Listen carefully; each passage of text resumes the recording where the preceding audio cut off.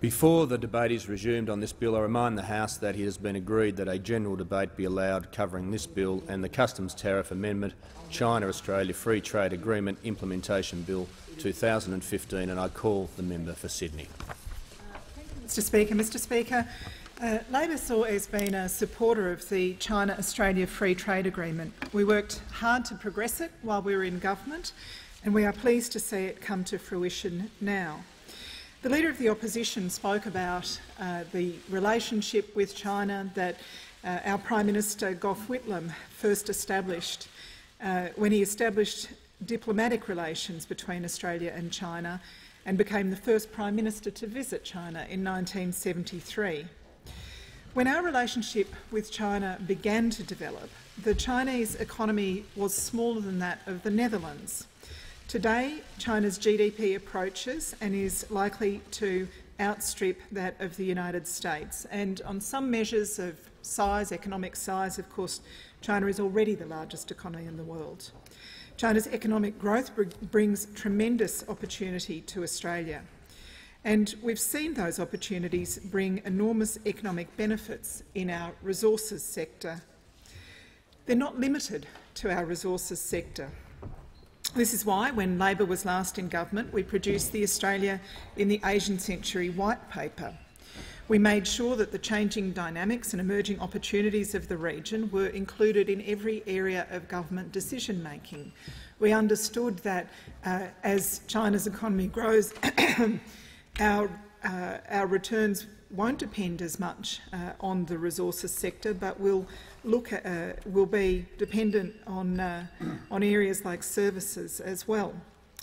In recent years, China has lifted 600 million of its own citizens out of poverty, and President Xi Jinping has spoken at some length of the China dream.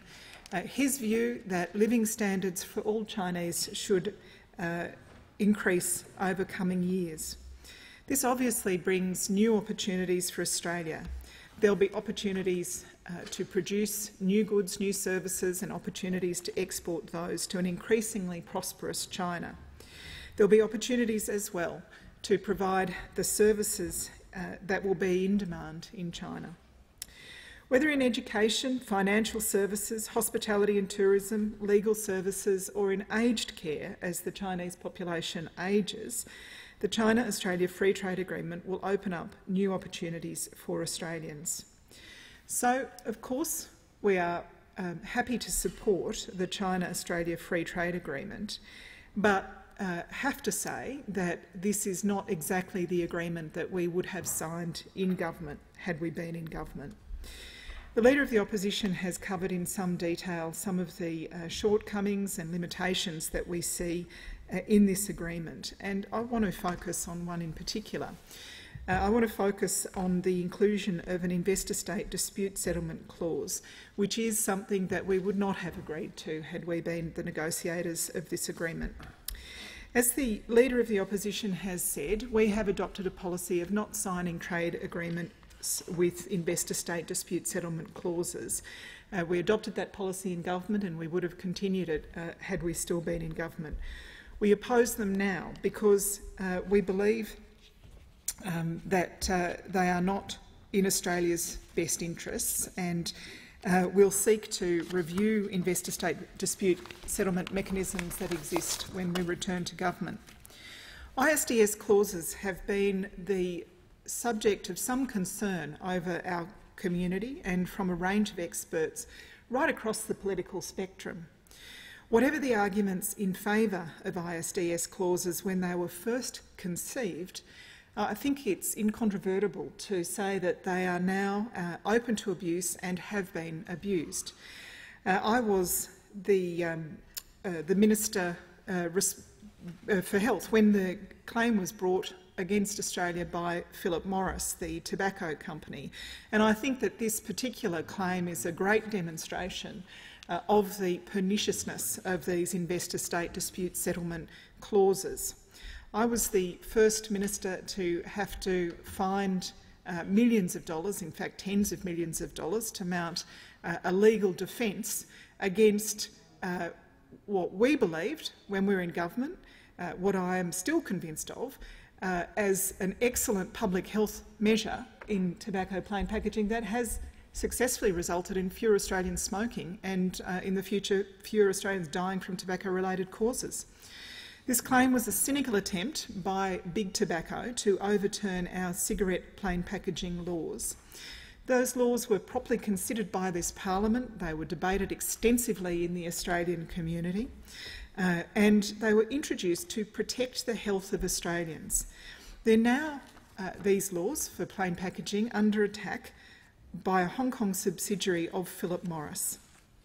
Their claim, of course, is that plain packaging laws breach the investment protections in the Australia-Hong Kong bilateral investment treaty.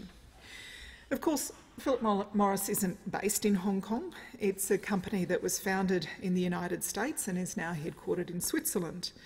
Their use of the Australia-Hong Kong bilateral investment treaty is global forum shopping at its very lowest.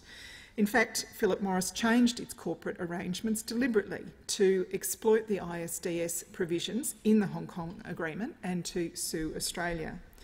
This is a completely unprincipled attack on the Australian Parliament's power and duty to make laws to protect the health and safety of its citizens. In this case, a company that, as all tobacco companies do, makes its packaging attractive, particularly attractive to teenagers and to children, in the effort to get more people smoking because many of its existing customers keep dying. No matter how baseless such a legal action might be, and of course Australia is very confident that we'll be successful in this legal action, it still ties up thousands of hours of departmental time of our public servants. It forces a government to pay for a legal team, in this case a pretty expensive legal team, to prepare a defence. Tens of millions of dollars sucked out of our national budget because of the exploitation of big tobacco of this ISDS clause. Sadly, of course, this legal matter doesn't just have a chilling impact on Australia. It means that smaller countries that want to introduce similar provisions to plain packaging are worried about being dragged into similar court processes and are prevented from doing it. I can't tell you how many conversations I had with health ministers from other countries saying, well, we're just kind of hanging back to see how the investor-state dispute settlement business goes in Hong Kong before we do what we know is in the interests of our citizens. So, as I say, we were disappointed to see an ISDS clause in this agreement. However, as we've always said, we completely recognise the importance of trade to Australia's economy. We recognise that greater trade with one of the fastest growing economies in our region is going to be good for Australia. In the aspect of investor-state dispute settlement clauses, we wouldn't have signed up with it, and we would have also, as the Leader of the Opposition said in much greater detail than I will, we do have some concerns about some of the labour market provisions in this agreement. So I'll leave it. I'll leave you, Mr Deputy Speaker, with just a very quick précis of those concerns. They're concerns that are not just concerns of the Australian Labor Party. They're concerns widely shared across the community, and I've got to say it is no wonder that there is some scepticism and some feeling of disquiet amongst Australians when they look at the job destruction in the car industry under this government, thousands of jobs lost, when they look at the government reopening loopholes in the 457 visa regime that Labor had closed, when they look at employers bringing in more overseas workers on 457 visas than they told the government they wanted to employ in the first instance. I mean, again, in my own area of health, we saw a lot of excellent, caring, wonderful nurses coming into Australia on temporary visas when we graduate thousands of nursing students in Australia every year, but the state governments don't want to invest in their training years in public hospitals. So it's no wonder that there are concerns in the Australian community about some of these labour market provisions, and our concerns were, I think, fairly grouped in three main areas. We wanted to see labour market testing for work agreements, including investment facilitation arrangements. We wanted to see, and this is very important, Mr Deputy Speaker, and I know you know it is as a member very much in touch with his electorate, safeguards to stop Australian wages being undercut and to stop overseas workers being exploited. And thirdly, strengthening visa conditions for overseas workers in licensed occupations to make sure that the quality of work continues to be high. As the Leader of the Opposition's detailed, the safeguards the government have addressed these concerns, and I'm delighted to say that the government has been willing to work with the Leader of the Opposition and with our Shadow Trade Minister, Senator Wong, on addressing some of our concerns. The outcome is that this agreement will provide greater opportunities for Australians without undermining their employment, their wages or their safety. We are pleased that the government has been reasonable on negotiating on the areas of our greatest concern. With these safeguards, we believe that this free trade agreement will be in the interest of Australia and Australians. These sensible protections for Australian jobs, for overseas workers who are brought to Australia, and in the area of workplace safety owe a great deal to a wonderful trade union campaign which drew attention to the flaws in the agreement as it was initially proposed, and they also owe a great deal to the leadership of the Leader of the Opposition and to the patience and determination of our Shadow Minister for Trade and Investment, Senator Penny Wong.